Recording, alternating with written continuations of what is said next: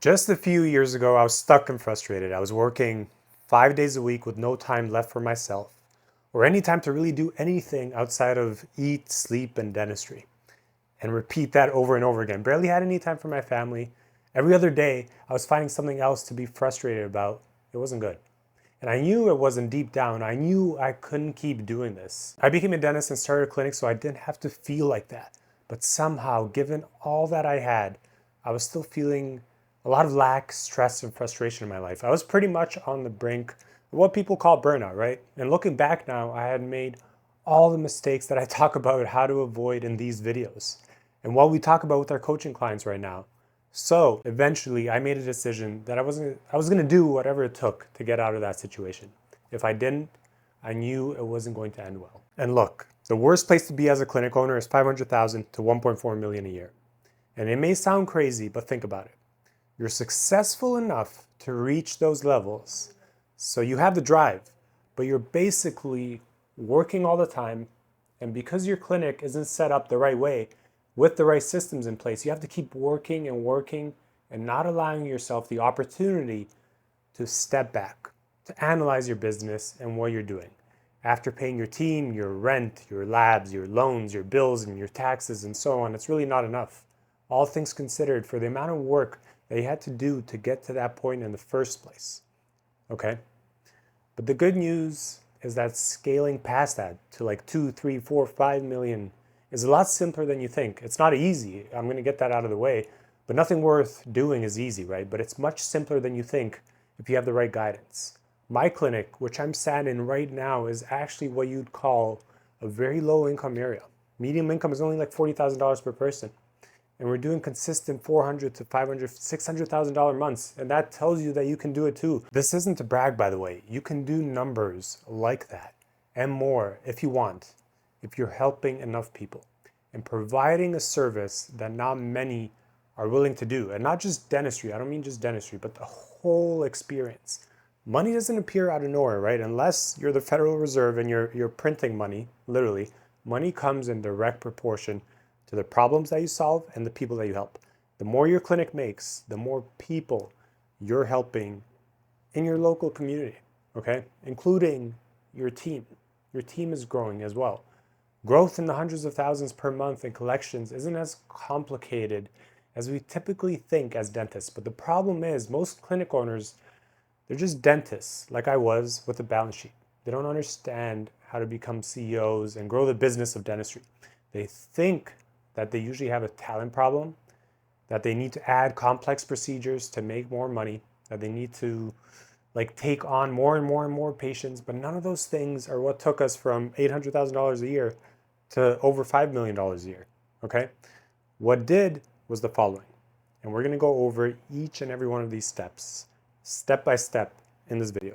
Systems thinking, not dental thinking. Working fewer clinical days, not more. I know it sounds counterintuitive, but you're going to get it. And marketing that actually converts to patients. So let's get into it. Systems thinking. Number one, not dental thinking. When we were stuck at 800,000-ish in revenue, I thought that I had a host of problems. My team wasn't performing how I imagined that they should be in my imagination. Patients weren't saying yes to anything outside of what their insurance limit was for the year. And every week felt like I was putting out fires. I felt like I had 7 problems I needed to tackle all at once, but in actual reality, all of those headaches that I had to deal with every day were just symptoms of one big overarching problem in my business. Okay? It was systems and a leadership problem. And to be quite frank with you, I wasn't a true leader, like a true business leader. I was a dentist that owned a clinic. I got a loan from the bank to own a clinic, okay, instead of working as an associate, but that was it. On top of that, most clinic owners, like my old self, didn't have any systems. I just had poor habits and poor limiting beliefs. Basically, these unwritten, inconsistent habits and beliefs that live nowhere else aside from our heads. And I want you to think about this for a moment. Think about the best restaurant that you've ever been to. The reason every visit feels the same, the greeting, the service, the experience, is because everything runs off a system. It doesn't matter who's working that night, okay? They're not just making it up every single night as they work. It's the exact opposite. The system produces the result. Imagine if they freestyle it. Okay, just imagine that. It would be like a chaotic, random experience every single night. Also, you know how five-star hotels give you the exact same premium experience for the most part? Every time you walk in, no matter which branch it is across the world, more or less, your clinic should work the exact same way. When we build our systems for how we onboard new patients, how we run consultations, how we communicate to patients, how we present treatment plans, how the front desk speaks to potential patients, how we run our team huddles, for example, morning and afternoon, the meetings, everything just becomes more consistent and patients started saying yes more frequently. My team stopped being inconsistent because I stopped relying on them to figure it out themselves. I gave them a playbook. You can almost think of it like ChatGPT or whatever AI that you like using, okay? Imagine you prompt it. If you just tell it, hey, run my clinic, it's going to spit out garbage, right? It's probably going to bankrupt you.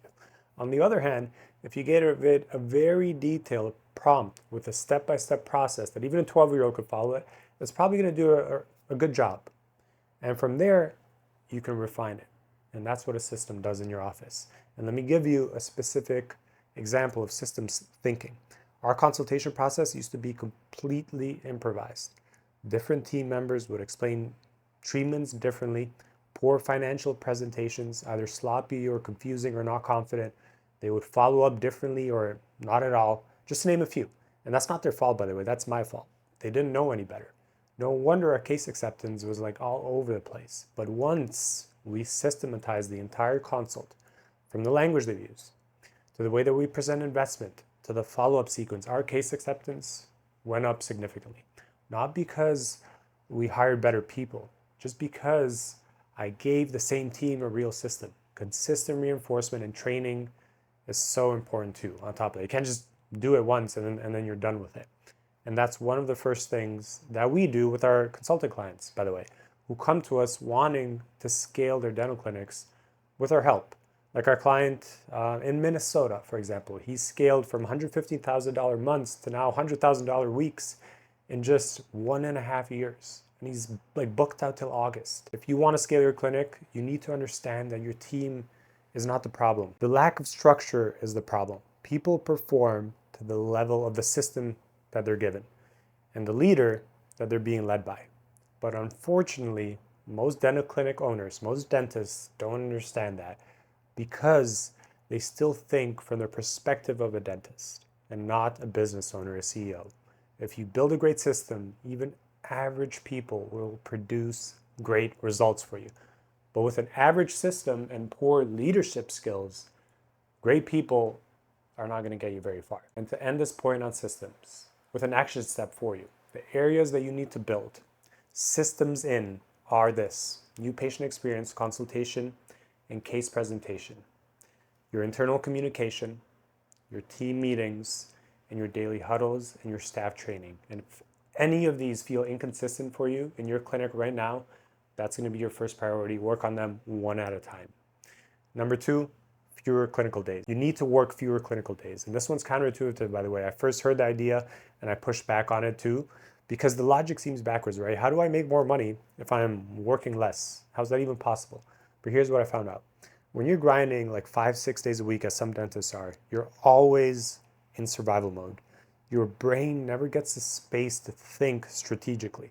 You're so deep in the work that you can't even see the business. And even though that's meant to be your number one job as the CEO, you become the most expensive employee in your own practice because you're not taking time off.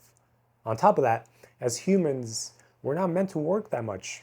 Like really, contrary to what society tells you, you need time away from work to focus on other activities, whether that's your family, whether that's yourself, your friends, your own health goals, God, whatever it is. It's incredibly important in order to better feed your business life. And back in the Roman days, guess who worked every single day? The slaves. The Romans actually worked 6 hours a day at most. Now, with that said, I cut a clinical day and that day became my CEO day, where I'd focus on progressing the business. I'd analyze where time was being wasted. I'd review our numbers, what we needed to work on, what training we needed to do, what development we needed to do, even for myself, the team as well. I build out systems, I think about growth, make content just like this, learn more dentistry, things that actually move the needle that were never going to get done because I was chairside every single day. And the results, well, they're absolutely amazing. It gave me a level of clarity and growth that I really never had before, and it allowed me to make better decisions with less stress on my shoulders. And another huge bonus of it is that when you work fewer clinical days, you're forced to be intentional about your schedule. You stop filling your chair just for the sake of filling it because you have so many days in open spots. You stop booking low value appointments because you have time and all these empty blocks on your schedule. You start being strategic about the production that's going on your schedule. That shift alone improved our revenue per clinical day, like considerably. And there's a third benefit that isn't really talked about much, your energy levels. When you're grinding 5-6 days a week, you carry that exhaustion into literally everything. Your leadership suffers, your communication suffers, and whether you notice it or not, your team can feel it as well. And that's damaging to your team, your office, and your team culture. And I want to be clear, this doesn't mean that you're going to be working less overall. In the beginning, that CEO day is still like a full working day, but it's a working on the business type of day instead of in it. And if you're watching this and you can't ever imagine stepping back from a clinical day or two, that's exactly why your clinic isn't growing. The ceiling of your clinic is the ceiling of your personal capacity. You have to build beyond yourself and your current capacity. And then number 3, the last one, marketing that actually converts. And before I get into this, I need to address something first, because this is where a lot of clinic owners waste serious money. And I've said this time and time again in my other videos, including my most recent one, which you can watch over here. Marketing is not your growth bottleneck. And let me explain that again. Let me say that again. Marketing is not your growth bottleneck, at least not yet. I see it all the time. A clinic owner decides they need more patients, so they hire a marketing agency. They start running paid ads, Google, Instagram, Facebook. They spend a few $1,000s a month, and then they get frustrated when nothing works. And the reason it doesn't work isn't the agency. It's that you're pouring water in this like leaky bucket that's constantly leaking. And if your systems aren't in place, if your team isn't converting, if your consultation process is weak, new patient marketing, paid marketing will just amplify those problems. And it's going to cost you money doing it, thousands of dollars a month. So before we talk about paid marketing, you need to master organic marketing and master your office. This is a pivotal first step, which most clinics get terribly wrong. Organic marketing is your foundation of your home. We've flooded every single one of our channels, YouTube, Instagram, TikTok, Facebook, all with educational content or unique content about the treatments that we offer. I'm talking about short videos explaining procedures, content that answers questions that patients may have that are already Googling, and content that builds trust before someone ever walks in through your door in your office. And this works so well because you have to remember this. When a patient is considering a big case, whether that's Invisalign, implants, veneers, multiple crowns, they do their research, okay? They look you up, they check your Instagram, they watch your videos, they read your Google reviews. If they find nothing, you're just another clinic. If they find a library of content that educates them and reassures them, you've already won half the battle. You've demonstrated authority right away before the consultation even starts. And this again is something that we encourage with our consulting clients, which by the way, if you're interested in scaling your clinic, you can click below on the link in the description to see if you want to work with me and my team directly. Now, once your organic content is solid and your systems are in place, and then you layer in paid marketing, you need to run ads that are actually engaging for patients, not just book now banners or very simple, boring text ads.